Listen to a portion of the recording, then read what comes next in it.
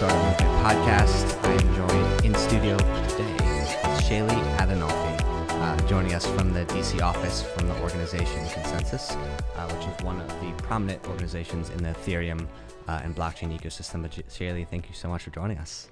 Thanks for having me, Andrew. Yeah, for sure. So why don't we just start off with a little bit about ConsenSys? Like, why does ConsenSys exist, and what are some of the goals and the vision of the organization? Sure. So we were founded in 2015, a little bit after Ethereum was founded. Our CEO is Joseph Lubin. He's a co-founder of Ethereum, and it started as a venture production studio and still has a very entrepreneurial spirit. But what we do is we develop a lot of open source infrastructure, developer tools for the entire ecosystem to use. We actually incubate projects, so we have an accelerator and incubator. We invest in solutions, and then we have a small consulting arm. So we have product companies that we've invested in and a consulting arm that actually does strategic consulting to bring some of these products to bear for specific markets. As we know, the blockchain ecosystem is still growing, still a little bit immature, and needs that consulting push to get it over the hurdle. Okay.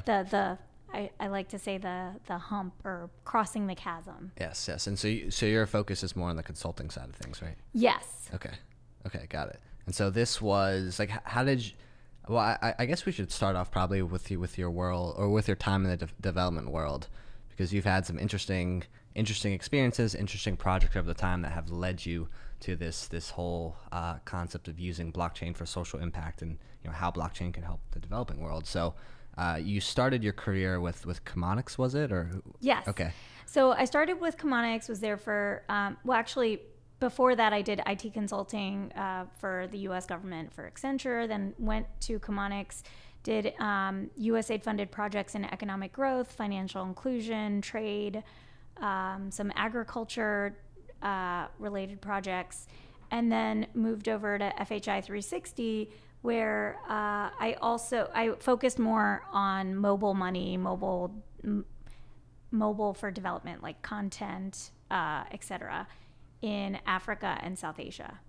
Okay. And so when you started working on mobile money and mobile projects, I mean, was that when mobile was first getting kicked off in Africa? Or yes, actually. So in 2006, I remember, and maybe people on the phone remember this, Wizit was popular in South Africa. This was before M-Pesa came about, actually, in Kenya. And many people don't know that DFID was actually a supporter of M-Pesa when it was first launched. There was some support at the way beginning. Well, who's DFID? I've heard of them. Sorry, UKAID, the Department for International Development. Yeah, out so of the UK. someone. Okay, because someone said that to me a couple weeks ago, and I was like, "What is that? Like, isn't that just UKAID? I feel like I've seen the UKAID logo. But they're called DFID. So I think they've gone back and forth on their logos. Like they were UKAID for a little bit, and I don't know if they're DFID again or UKAID, but. Okay, I didn't know they were involved in M-Pesa. Like involved in terms of implementation or like funding. I think they funded some of the. I am not sure. Don't quote me on this, but I assume that there's something written on their involvement in the early days. Interesting. Okay, I need to look into that. So that was 2006, 2007. I was on a microfinance project funded by USAID in the Philippines, and we were working on mobile money reaching rural areas around cash back for microfinance loans, or sending money back to the microfinance institutions via mobile money from the microfinance recipients, right? And so has mobile money played out the same in South Asia Pacific area as it has in Africa? Because you've been on the ground. Yeah, so I would say it's different. It depends on connectivity, on I think also the penetration of credit cards in the Philippines in commercial areas was already taking shape back then. I mean, it was already prevalent and so I think it's different. The ecosystem's different there. There was also Gcash and Smart Money were the big two. Gcash started first, and then there was Smart Money. And Smart Money, I think, is now, in terms of adoption, ahead of Gcash.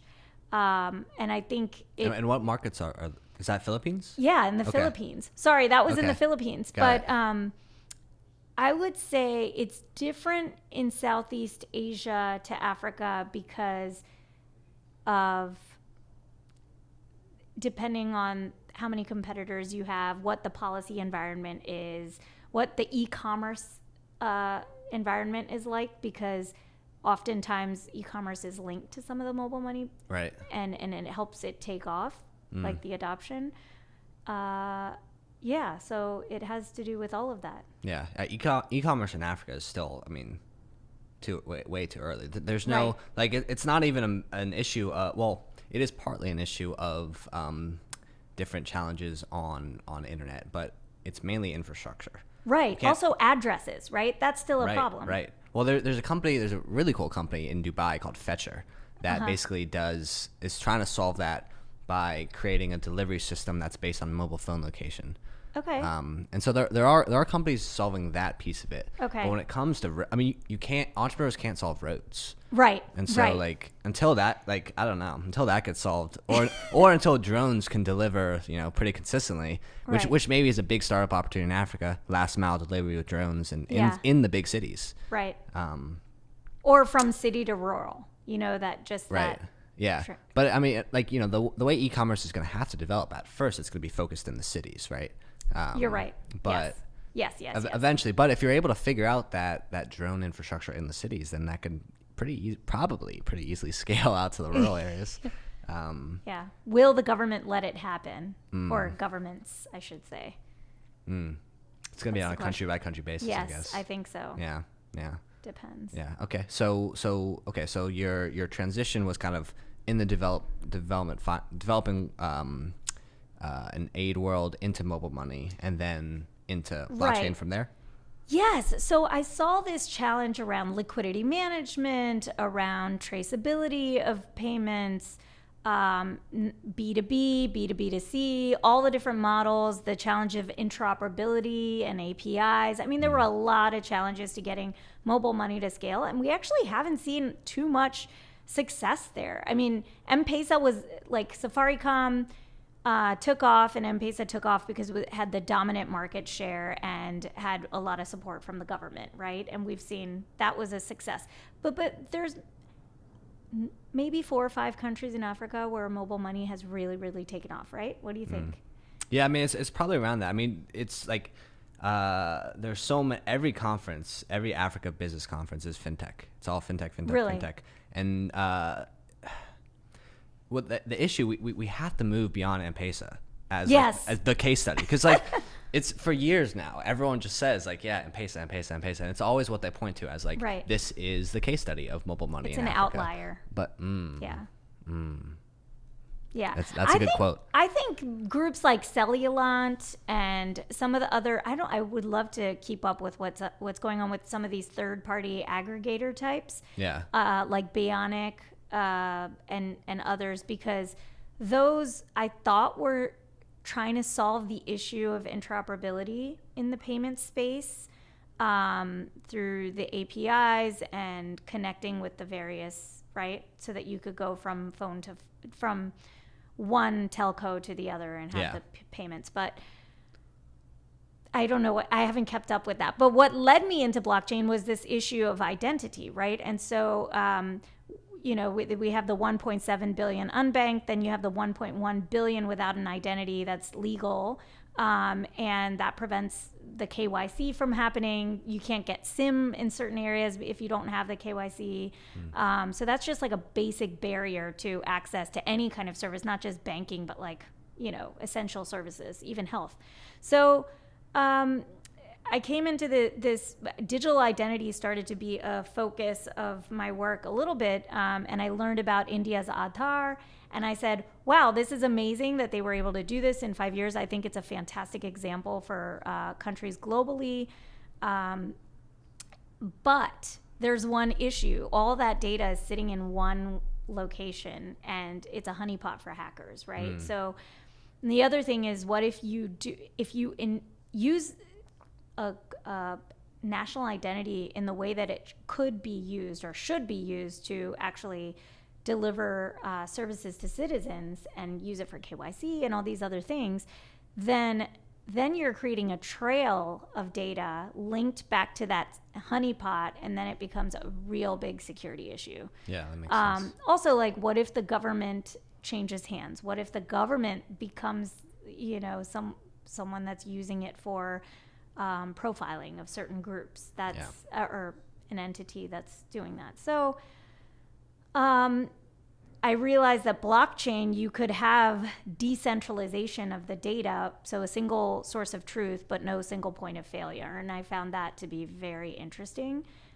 Joined a blockchain-based identity startup called BanQu in late 2016. Then I joined ConsenSys over a year ago, and here I am. And I'm still working. Actually, I'm working with a large humanitarian organization that has a blockchain-based platform that's serving 100,000 refugees in Jordan right now.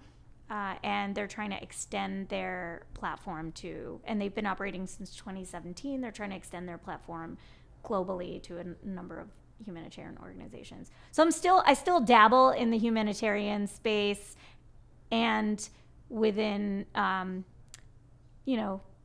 Africa and Middle East and South Asia and different countries. Right. Well, because ConsenSys is pretty active in this markets, right? Because there's so many use cases for Ethereum there, and so with identity specifically, because that's where you initially were kind of focused in your time and passion in the blockchain space. I believe I heard you say that you believe governments have to lead the charge on identity, even if you're introducing this innovative, blockchain solution with it. Do you still feel that's the case, or? It would be nice I think there has to be an authoritative source behind where your identity documents come from, right? So if I present my identity at an airport, they will trust and they scan it. They may trust the government that is behind that identity because they know the processes are very secure of that government in actually issuing those types of identities. But if they don't, they will go back and do some double checking. And so I would say, in order there has to be trust behind those identities. And right now, there's a lack of trust in platforms such as Facebook that have these social stackable identity layers, so to speak, that are being used today for single sign-on and other use cases. Yeah. Well, it seems, most African countries have not done a great job when it comes to identity. India, on the other hand, has done an amazing job. I think most African countries should be looking at India instead of China as the case study of how they can develop over the next decade. Because there's so much more similarities, at least in my opinion, to what's happened in India with this. There's kind of three tiers of India. There's tier 1, tier 2, tier 3.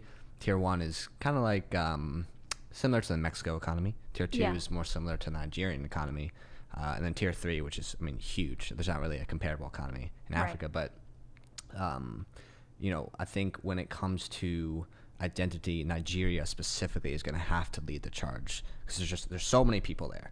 Yeah. And it's such a big challenge there that if Nigeria can solve identity, I think all the African countries can solve identity. Yes, and I've heard they've tried.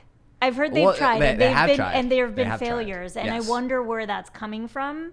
Is it technology is not the only issue, right? It has to come from the implementers on the government side of that technology.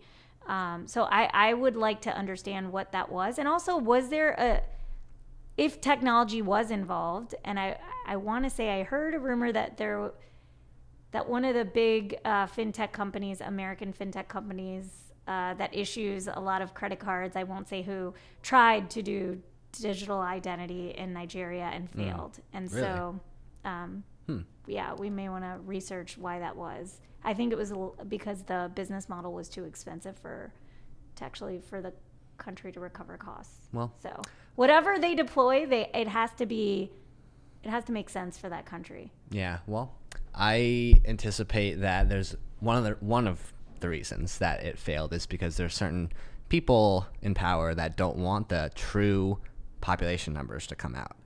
That makes sense. Yeah, because I think it's more realistic that Nigeria has a population closer to 150, like between 150 to 180. Wow. That's just my opinion, right? Okay. That's just my opinion. But right. but I could understand why certain people would not want an accurate identity management system to be implemented in the country. Yeah. Well, maybe that's a conspiracy theory, but I have logical reasons why I think that. Yeah.